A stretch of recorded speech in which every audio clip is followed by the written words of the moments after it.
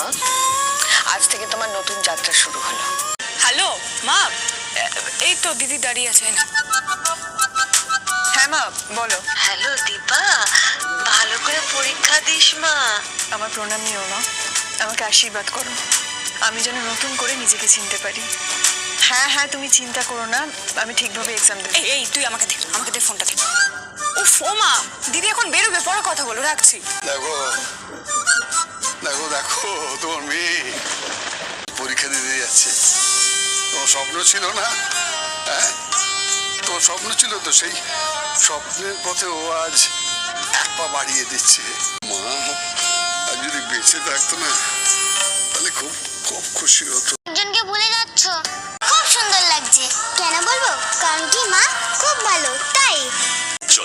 এই তো ললিত বাবু, আপনারই অপেক্ষায় ছিলাম। বলছি যে দীপাকে নিয়ে অজয় বাবু আপনারা তাহলে এগোন, আমাকে আবার সূর্যর কাছে যেতে হবে, নয়তো অস্থির হয়ে উঠবে। হ্যাঁ, আমি তাহলে এগোই, ওখানে দেখা হচ্ছে। ঠিক আছে সূর্য, আমি কি বলছি জানিস তো, তুই কিন্তু খুব মাথা ঠান্ডা করে পরীক্ষাটা দিবি। হ্যাঁ হ্যাঁ দাদাই, all the best. Thank you মা। ভালো করে পরীক্ষা দেবে। হ্যাঁ, বেস্ট অফ লাক। ঠাকুরের নাম করে মন দিয়ে ভালো করে পরীক্ষা দিবি, দেখবি ফল ভালো হবেই। এগো দুকা। সূর্যের সাথে দীপার ধাক্কা লেগে দীপার হাতের সমস্ত ফাইল মাটিতে পড়ে যায়। দীপা সূর্যের দিকে তাকিয়ে আবেগপ্রবণ হয়ে পড়ে। সূর্য মনে মনে ভাবতে থাকে যে আমি মনে হয় এনাকে আগে কখনো দেখেছি। দুজনাই ভাবনায় বয়ে যায়, কিন্তু সূর্যের কিছুতেই মনে পড়ল না দীপাকে সে কোথায় দেখেছে। অন্যদিকে দেখা যায় দীপাও আগের পুরনো কথাগুলো ভাবতে থাকে। ভালোবাসি দীপা।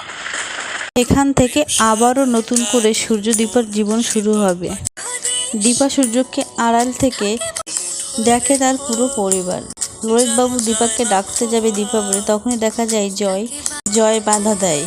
বুঝছি, ডাক্তারবাবু বোধহয় ভালোবেসে ফেললেন দীপাকে, তাই না? দাদা চুপ করুন, কি বলছেন কি আপনি এখানে? এগুলো এখন বলার দরকার নেই। হ্যাঁ না ওই দেখছি তাই মনে হলো। আপনার যা মনে সব মনের মধ্যে রাখুন, মন থেকে বার করবেন না। ফিঙ্গার ক্রসড যেন আমরা যেটা ভাবছি সেটা যেন সত্যি হয়। এখন দাঁড়িয়ে আছিস, যাবি না ভিতরে? ওই মেয়েটা কেউ কেন তোর পছন্দ হয়েছে? ভুলভাল কথা। মানে আমি তোকে যেটা জিজ্ঞেস করছি ক্যাজুয়ালি, মানে তোর কি ওকে ভালো লেগেছে? এই না, আমার কাউকে পছন্দ হয়নি। তুই বাজে কথা বলা বন্ধ কর তো, শুধু উল্টো পাল্টা দিকে মোড়। সত্যি তো? আরে হ্যাঁ, ওকে।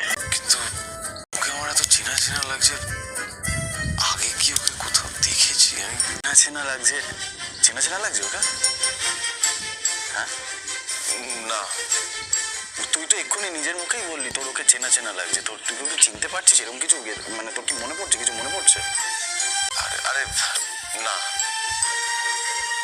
ওই আমি না ভাই, ওর চোখ দুটো দেখে মনে হলো আমি আগে কোথাও দেখেছি। চোখ দুটো খুব চেনা লাগলো, তাই ভাবছি। এগুলো আমার ভাবা উচিত নয় এখন। একটা জিনিসই ভাবছি এখন, আমাকে অনেক বড় ডাক্তার হতে হবে, ভালো করে পরীক্ষাটা দিতে হবে।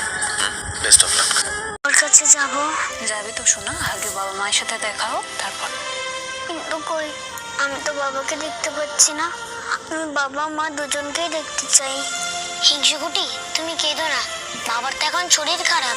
না মা, তুমি আমার কাছে থাকলে আমি ঠিক থাকবো। চোখটা বন্ধ করো।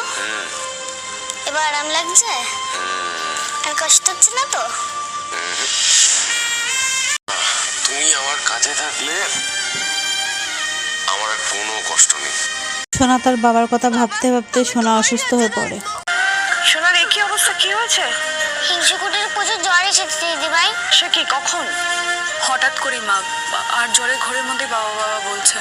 কাছে নিয়ে চলো, আমি বাবার কাছে রাখবো। ঘরে জ্বর হচ্ছে, কিন্তু আমি তো ওদেরকে খুব সাবধানে রাখি। জানি না জ্বর কি করে এলো। সেরকম জ্বর নয়, মন খারাপের জ্বর। সোনা, মা, দিদি ভাই তুমি এসেছো? হ্যাঁ দিদি ভাই, এই তো আমি এসেছি। কাঁদছো কেন? চোখে জল মোছো। এই তো আমি তোমার কাছেই তো আছি। আমি নতুন গল্প, কোয়েশ্চেন পেপারের অ্যান্সারগুলো তো কিছুই মনে পড়ছে না। আমি তো এক্সামে ফেল করবো।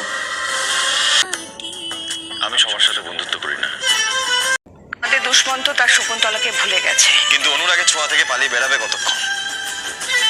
ডাক্তারবাবু, কতদিনই বা ভুলে থাকবেন? দীপার কাছে তো সূর্যকে ফিরতেই হবে।